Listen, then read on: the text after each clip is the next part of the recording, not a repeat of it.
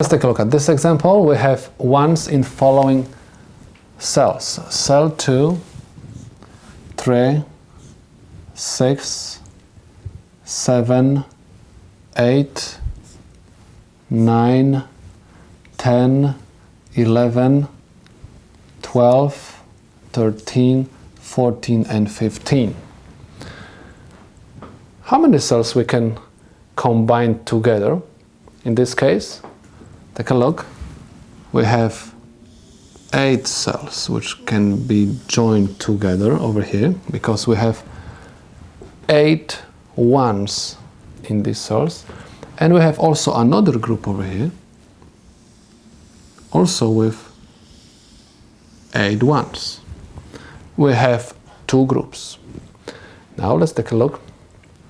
This group is placed in 2 rows and 4 columns.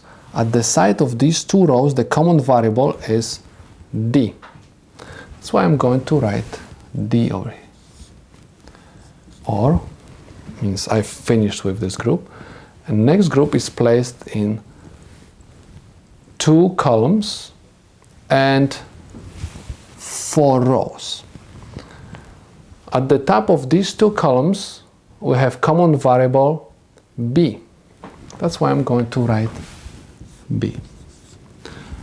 Please keep in mind that anytime we have group placed in 4 columns or 4 rows, so there is no common variable for these 4 rows, that's why I ignore the left side completely for this group.